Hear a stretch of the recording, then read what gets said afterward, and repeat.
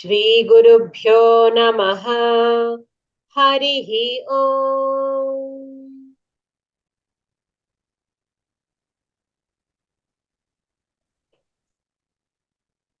So the last class we were discussing about that when Arishtanemi was asking the messenger, right? So what happens? So when you are taking me there, that's an unknown world to me. So you tell me about that world. And then the messenger told him that depending on our karma, depending on the extent of the karma, we might get, according to our karma, the facilities which you will get in heaven varies. Okay, so for very good karma and little good karma. So there are different levels in heaven depending on the karmas. परोत्कर्षासहिष्णुत्वं स्पर्धा चैव समैश्चतैः तनिष्ठेषु च सन्तोषो यावत् पुण्यक्षयो भवेत्.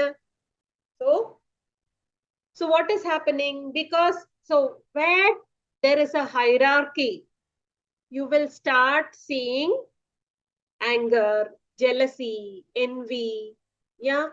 So comparisons, all those we will start seeing, isn't it? If there is if it is everybody are in the same level, then everybody feels that okay, there's no problem.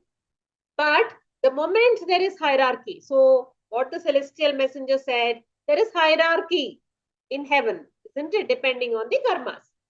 But see, it is like this now.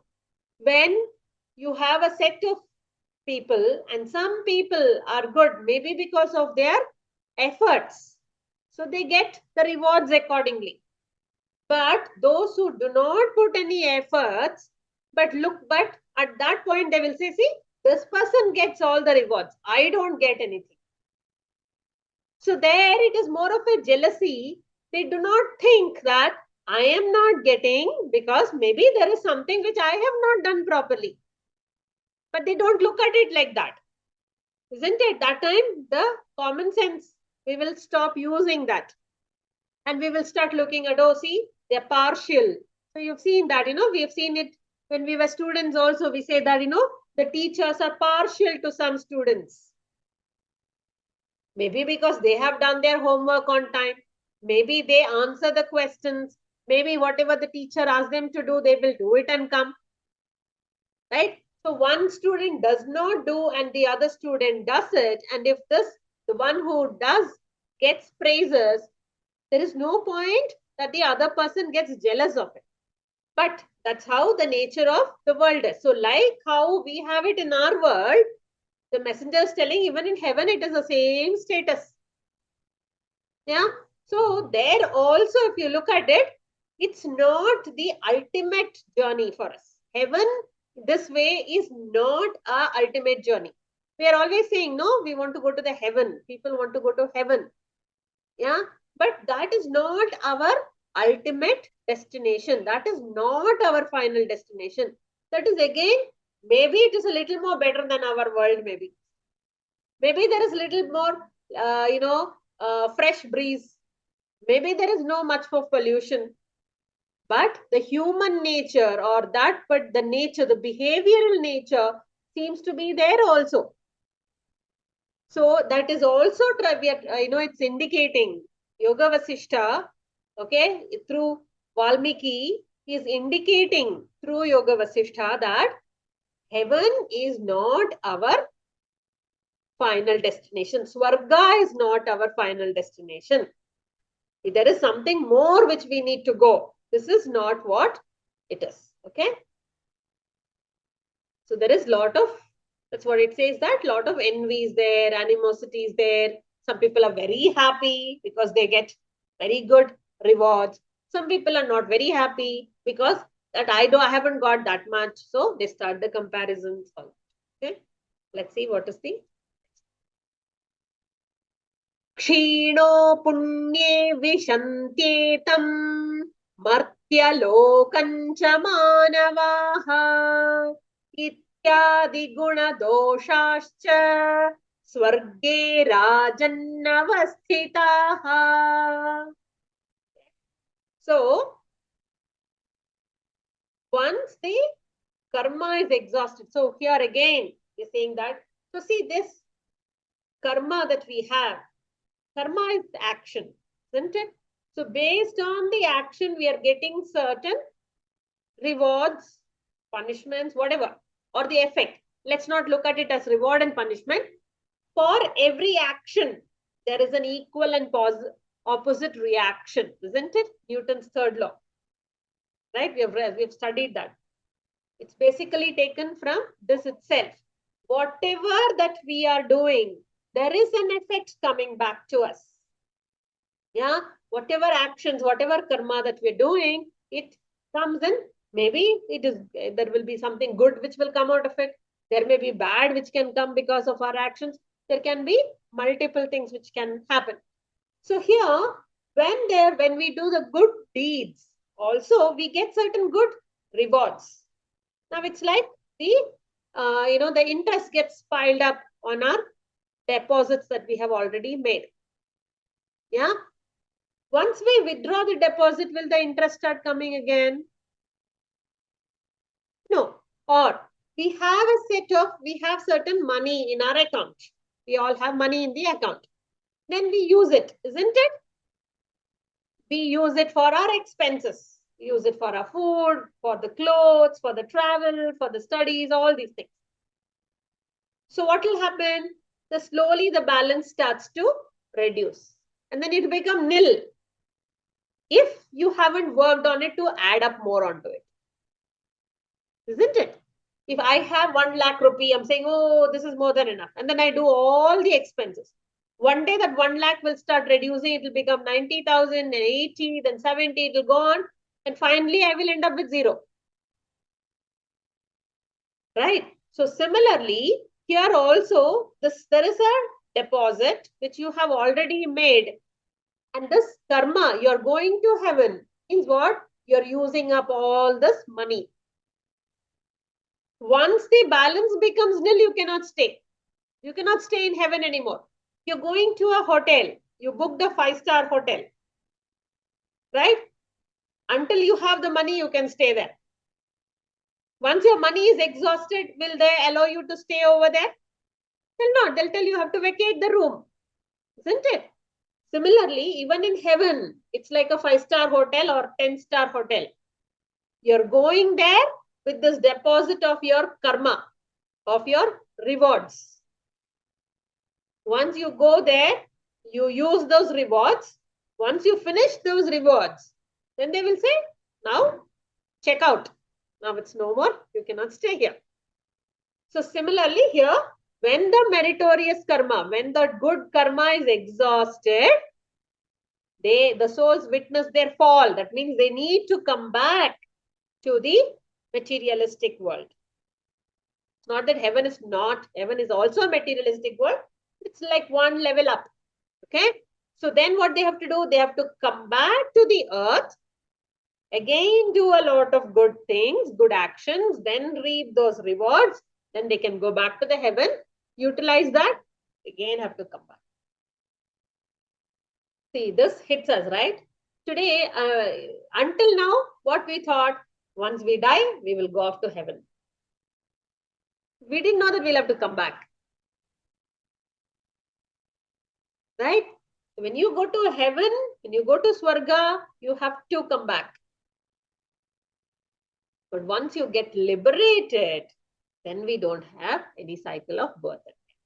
So there is a difference. So Swarga is not what? The final destination. So we thought Swarga means all gods live there. So if I go to Swarga, gods will hold me tight. They won't leave me back. They won't tell me to go back again. But that's not what it is. It is only the celestial beings who are there in heaven. God is everywhere. It's not that he is only in the heaven and he's not there in the hell. Nothing like that. Okay. So Swarga, as of now, until what we have known, I think it's time that we change the definition of Swarga in our own minds. That Swarga is not a place where we can get mukti. We can enjoy the pleasures of whatever actions that we have done if we want to be there. So there are a lot of people, lot of sages who with their meritorious karma, their good karma, they could be in heaven for pretty long time. That's what happened with Nachiketa, right? Yama Deva told Nachiketa, I will send you to heaven. Your father did that homam for yajna for going to heaven. No, I will teach you a little better methods to go to heaven, and you go to heaven and live as long as you live. It's not even with the meritorious karma. You live as long as you want to live. But then Nachiketa said, no, this I know that is temporary. I may say that, okay, for maybe, I have you're giving me a unlimited visa. But though you say unlimited, after a particular time, I will have to come back. This is not like permanent. It's not permanent. I'm just getting a little elongated one, maybe better than the others. If others get for 10 years, I may be getting for 100 years. But after 100 years, what? I'll have to again come back, no? So I don't want that kind of a thing. I don't want to go to heaven at all. My father wanted to go. I will give him the steps to go. Or I will teach him all the methods, whatever you have taught me. Let him go if he wants, but I don't want to go because Nachiketa knew that heaven is not the final destination. He will have to come back. Okay?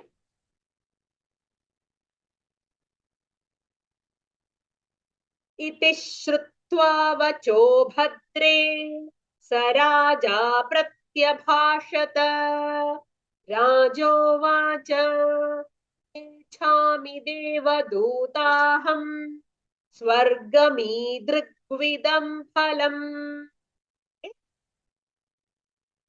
So the king heard all these things. Shrutva, to listen. Raja, he listened to all this, what the messenger said. And then what did he say? He understood that it is not a permanent place. So he says, I do not wish to go. I do not want to go to a place where the enjoyments, where the pleasures are limited, where the enjoyments can diminish over a period of time or perish, get over, to finish off. So I want something which is permanent. I don't want this temporary things. Okay. So just like Nachiketa, Arishtanemi also understood that whatever these are all permanent, temporary things which can perish. It doesn't stay like our youth. We think that we can always stay young, but it's not the case. Isn't it? We move from young to old age. Our body also will start to perish. So it is again our body. This body is not permanent. It is perishable. Similarly, whatever you're telling in the heaven, it is a perishable one. I want something which is permanent. Atah param mahograncha tapah krutva kalevaram Tyakshāmyahamashuddham hi jirnam tvachamivōragaha. So, I will complete, I will let this body perish through my great intense tapas that I am doing, because I know that this body is temporary. This body is perishable. This body dies. So I know that. So what I will do, I will use this body. This body is an instrument. So that is also the reason why we need to take care of our body. It's not to remain fit and slim and look beautiful and all that is there. But the ultimate thing is, the main reason why we need to take care of our body is, it's only through this body we can do the tapas.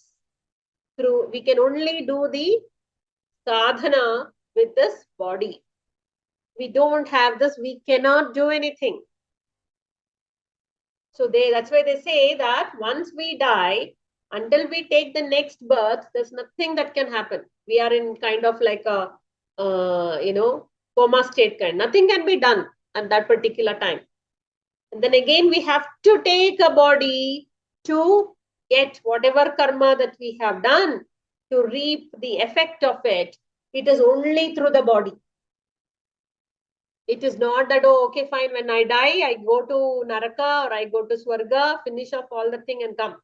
Swarga here is not a place as such. It is based on our thing. So what does it mean? See, the previous time also, when the meritorious karma that we do, what is it? We get good things. So that means what happens is our life, it will become much more better. That is what is heaven, and not that, okay, I will go to another place. Heaven is not like a hill station or a resort where you just go and come. It's more like, so that's only a symbolification. Whatever karma that we have done, so whatever we are enjoying today or what we are suffering today is not because of somebody else, but it is based on our karma. So when we go back to that, the meritorious karma, right? When the meritorious karma is exhausted, so you need to understand that it is not that we go to a place and come back. In this life itself, we can make our life heaven or hell based on our karma. We see sometimes, there are some people's life, we say, oh, everything is going so well in their life. How is it that I am only suffering? So like how I told you that they get jealous. So I don't have to look at somebody and say, oh, their life is so nice, mine is not. And feel jealous and compare. That's not what it is. So understand the subtler meaning of it, that when if you see somebody having a good life, be happy for them, and at the same time know that it is because of their karma. They have done some meritorious karma. Just underline this word deeply into your mind. When the meritorious karma is there, that's why they are probably not suffering. Yeah. So we can see in both the ways. So sometimes we also see people who are more bad than us, who are suffering more than us. Maybe we have done some meritorious karma. Yeah. And that is why we are not suffering so much. Maybe we will see somebody who's really enjoying their life. Maybe they have done more karma, more good karma than us. That's why maybe they're getting more benefit out of it. Isn't it? So that's what it is. But what do? We don't look at it at all when we come up with some challenge in our life. So why me? Yeah. So they say that instead of looking at why me, why not me?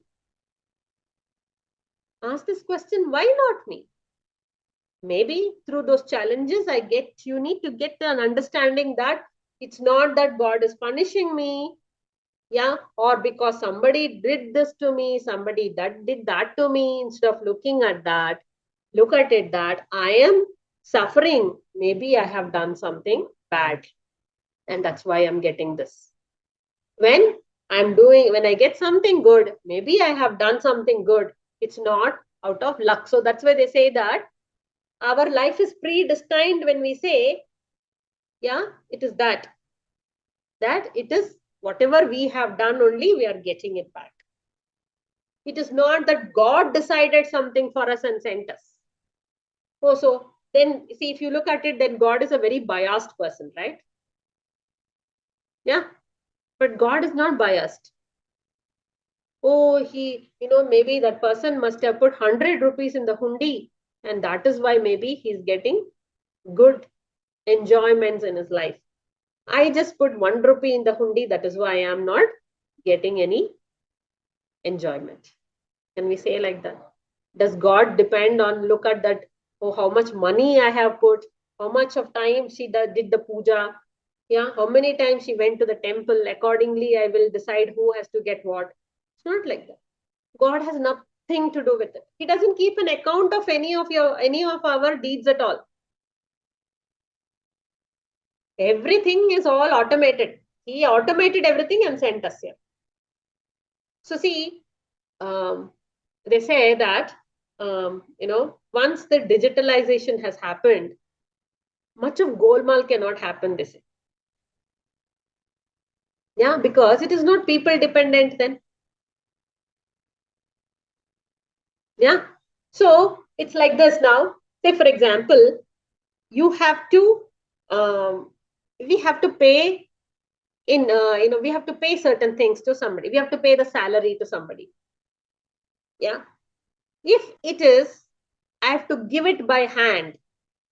Maybe then I will say, I will not give on the first. You come on the second, or you come on the third, or maybe there are a lot of national holidays came, or public holidays came, festivals came. So first to fifth was holiday. Oh, I will not give you the salary from first to fifth. I'll give you on the sixth only. Yeah. So what will happen? This person holds that money for another 5 days without giving the salary. Now say it is automated. Whether it is festival, whether there is bank strike, whether there is something else, whether this person fell sick, nothing. By the first of the month, the salary is credited. Isn't it? Yeah. There is nobody who's going to stop it in getting it. Similarly here, God didn't do anything. Oh, okay, I'll keep a track of this. This person did so much. This person did so much. He's not going to do all that. It's all automated. So that nobody has to say that he is biased. He's partial to somebody. All that, no, nothing will come, isn't it? But if I have to give it like salary example only, if I have to give it manually, yeah. So maybe one of the workers' house, one of the employees' house is next to my house. So he will come and say, sir, you give me the salary, instead of waiting. So I say, oh, okay, I'll give you the salary. So what will happen? Only one person gets, one employee, because it's close by to the house. The other employees do not get it. They will get it only on the 6th because 1st to 5th is a holiday. Then what the other employees will say? Oh, this boss is very partial to this guy. He only got it on 1st. None of us got it on 1st. So even though that boss or the person, the owner, he didn't have anything. He just said, okay, because this person was next to my house, I could give. But the others will blame him, isn't it? So God decided that, no, I don't want to take any blame like this.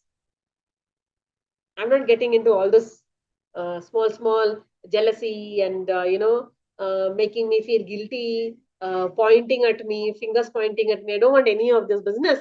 What I'll do, I'll fully automate it. Now the machines will take care of it. They'll know what it is, what has to be done at what time.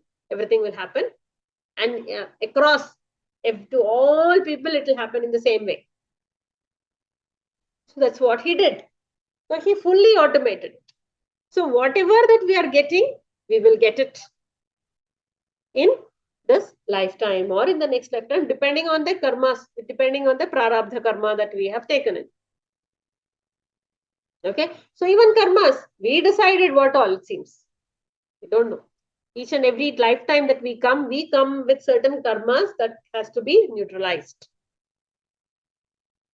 So there is, God has nothing to do with this. Okay. So this karma part and the heaven part is not the gross heaven I'm talking about. It is the subtle heaven, which is the enjoyments that we have in our lives.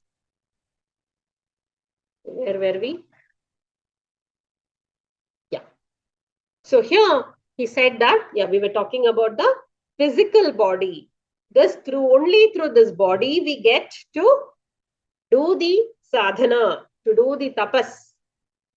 And then I know that I have to, once I finish this particular life, I have to gracefully live this body, just like how a snake sheds its skin. So the snake also sheds its skin and it gets a new skin. If you see in the forest, sometimes you will only see the snake skin lying around. And that's how people also see, oh, I think there is a snake in this vicinity. Okay, so the snake sheds its skin. You must have seen in some movies also, right? Based on that only they'll know there is a snake here. Okay, so snake, just like how a snake sheds its skin and still moves on, isn't it? Does the snake die when it sheds its skin? No, it gets a new skin.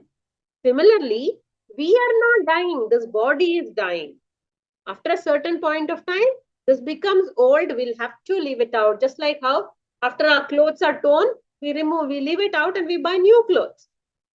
Does that mean we cease to exist? No, we continue to exist, but with a new set of clothes. Similarly, once this physical body is worn out, we'll have to leave it. We don't have any other choice because we'll not be able to sustain the soul. This energy will not be able to sustain in this particular deformed or defective body. Then we move from this body and we take up another body. Okay, so it goes on, and only through this I'm able to do my sadhana. Because of this process only, I'm able to move forward. If I go and sit in the heaven, what is happening? I'm not going to do any sadhana and I'm just going to waste my time.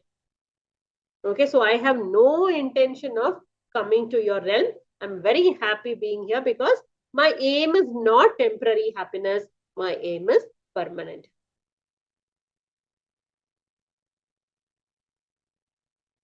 देवदूत विमानेदं गृहीत्वा त्वं यथा गतः तथा गच्छ महेन्द्रस्य सन्निधौ त्वन्नमोऽस्तु ते. So he says that with humble salutation, O messenger, please go back with all your things, whatever you have got. No, I don't want any of these things. Please take it back and go back to Indra and give it back to him. Return it back to him and may you have a safe journey. I salute you. I bow down to you very humbly. Thank you so much for coming here, all the way here, bringing all these things to me. But through you only, I understood that heaven is a temporary place. I have to come back. So I'm not going to waste my time doing all those things.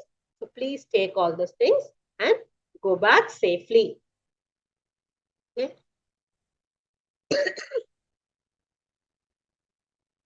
देवदूत उवाच इत्युक्तो हङ्गतो भद्रे शक्रस्याग्रे निवेदितुम् यथा वृत्तन्निवेद्याथ महदाश्चर्यताङ्गतः. So the messenger, he said, to whom is he telling? He's telling it to Suruchi.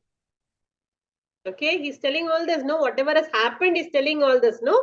So he's telling to this lady, this angel, okay, or this Apsara, that so then I said goodbye to him, okay, and I went to Indra's palace.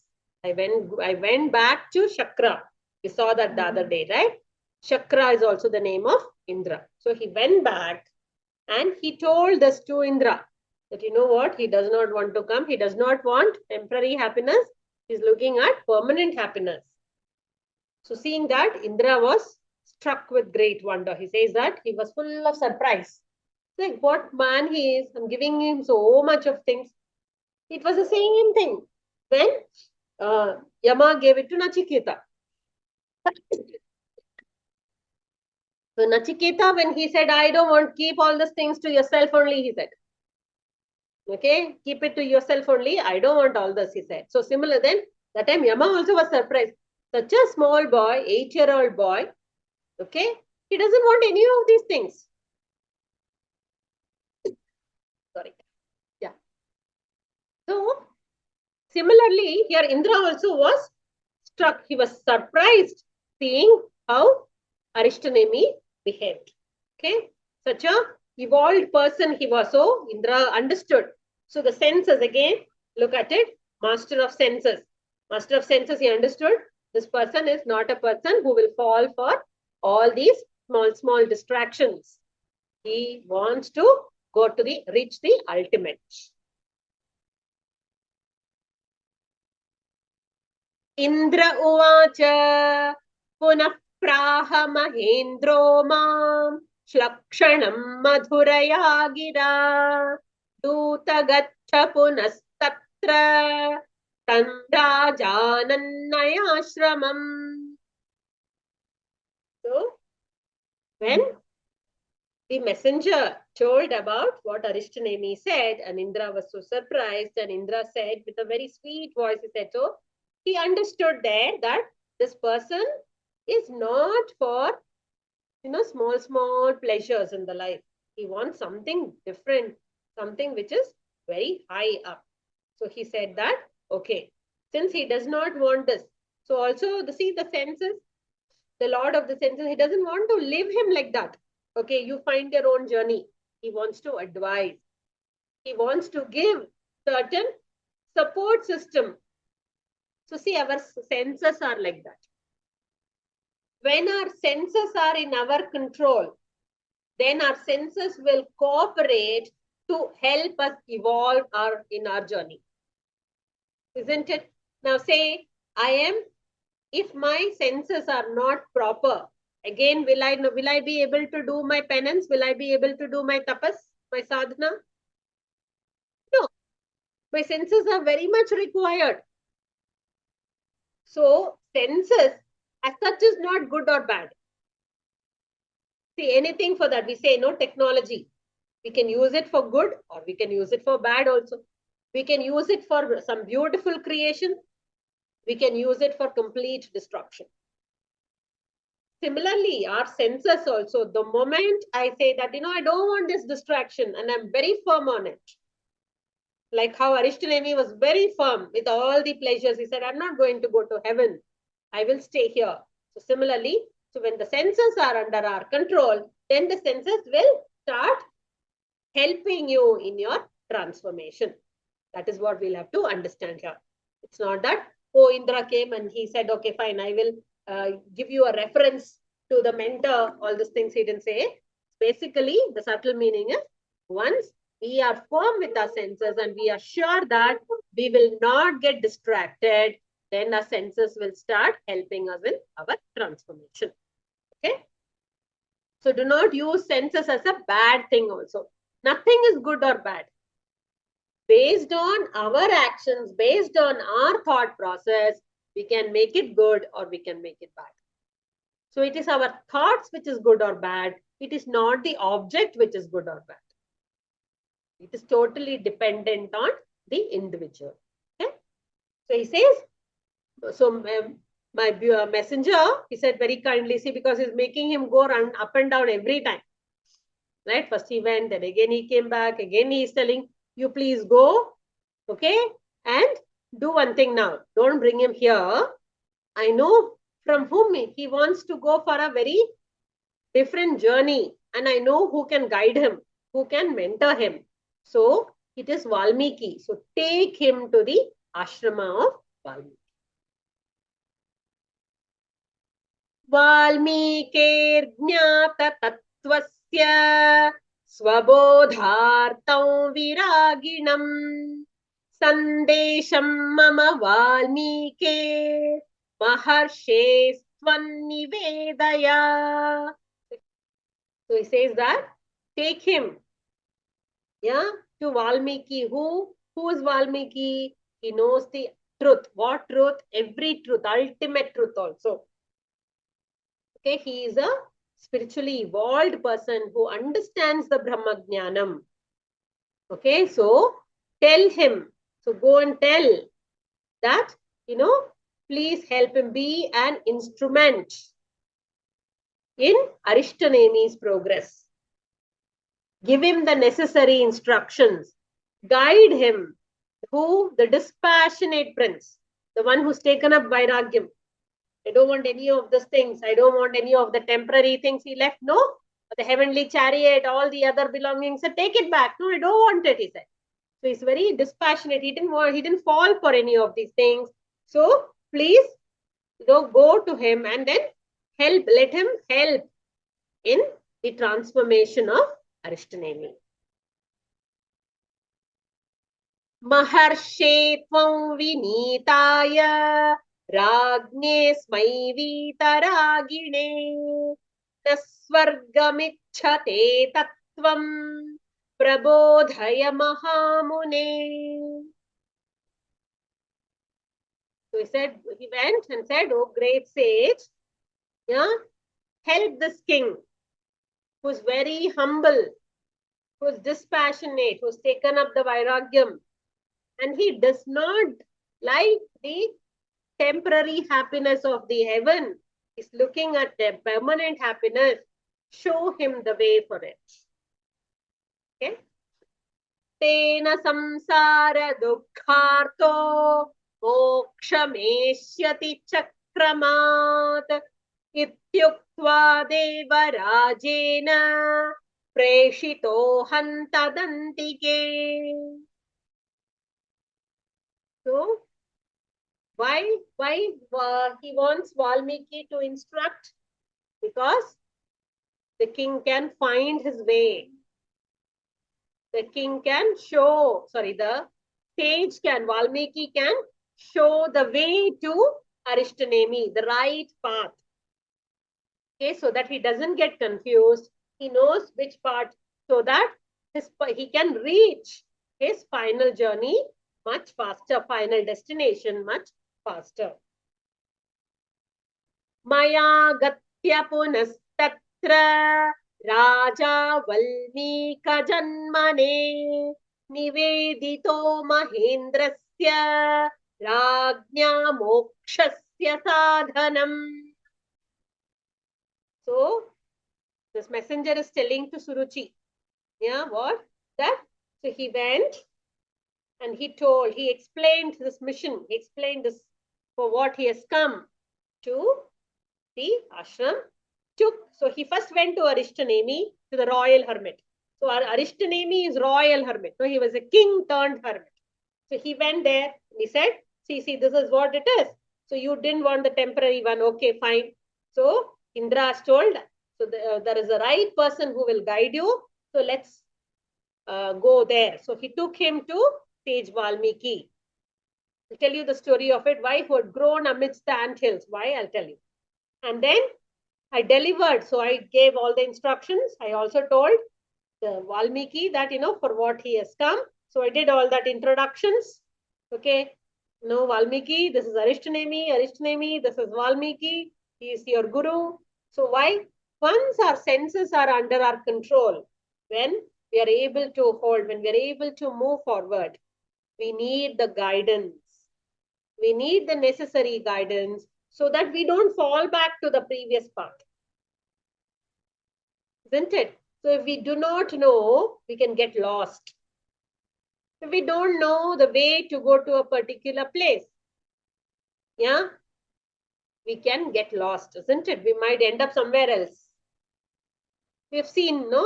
We say that, when children get lost in, we see that, when they go along with their parents, there's a lot of crowd, and then there are chances that the children can get lost. So we say, hold on to my hand tightly, don't go anywhere. All this we say. Why? Because they'll get lost and they will not know where they'll reach there. They may not know to come back, or they may not know to go to a particular place. So they need a guidance, isn't it? That's why parents be a guidance for the small children. Similarly here, small children, even Arishtanemi is lost. He does not know what to do. He knows that he does not want any of this temporary thing. He wants permanent happiness, permanent transformation. But how to do it, he does not know. So he says that, please take him and give him the necessary. So he needs the guidance of a guru there. And that is what Indra helped Arishtanemi to find the guru. Now here, Valmika. So there are a lot of stories. One says that he was, born into a Brahmin family only. And he did great tapas. Once Narada came, that is there in Skanda Purana. When he met Narada and he was not able to understand a lot of things. So he didn't understand the Brahma Jnana. So Narada said simply, just chant Mara, Mara, Mara, Mara, Mara. So Mara, Mara, Mara, Mara, you keep chanting, it will become Rama, Rama, Rama, Rama. No? Hmm? Mara, Mara, Mara, Mara, Mara, Mara, it will go like. So that's how it was, it seems. And he got so engrossed in that chanting that he forgot everything. And then there was ant hills which grew on him, and he still didn't realize this until he attained the Brahmajnanam, until he got enlightened this. Another story is he was born into a Brahmin family only, but they experienced a lot of suffering. They were very, very poor. They weren't able to get food. The whole village was suffering. There was no crops. So a lot of destructions, sufferings. So he became a thief. Sometimes we say, no, one does not become a thief out of chance, but out of choice, because he does not have any choice. If the children are hungry, if his wife is hungry, he needs to get something. Nobody is giving him work. Finally, they resort to stealing, isn't it? So maybe there is a background. That's why it's not justified anyways. That's not a justified action.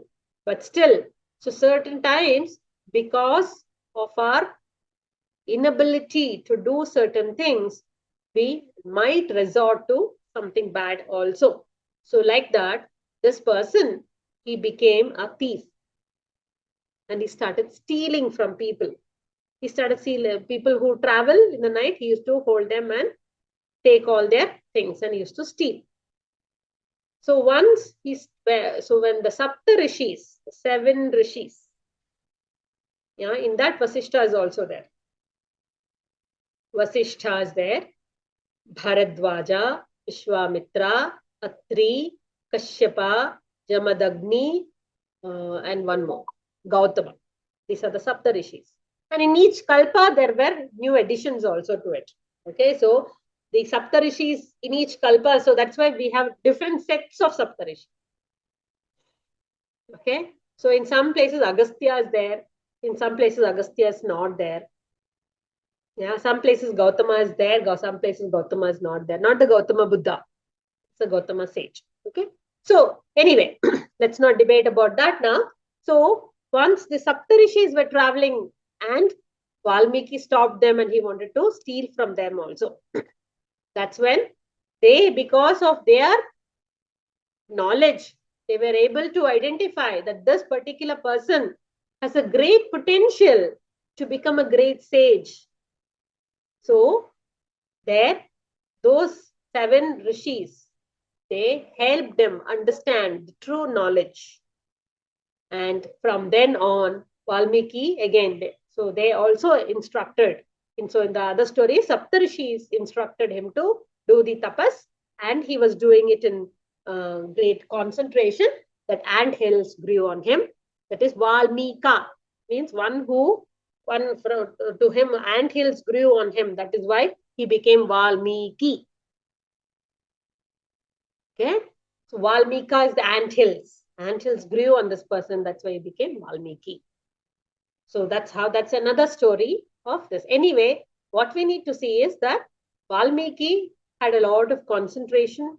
He got blessed by, either it can be Narada, it can be Saptarishis, anywhere, but he got the right guidance. And because of that right guidance, he became a great sage or Brahmajnani. Okay. So again, it tells us that when we go onto the right path and we have the right guidance, okay, we will be able to reach the place where we need to be really there. Okay. So instead of straying away and not doing anything, do something to help the transformation. Okay. So we'll stop at this today.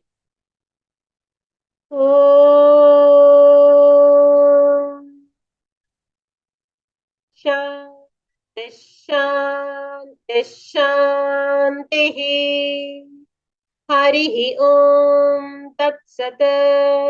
Sri Krishnarpanamastu.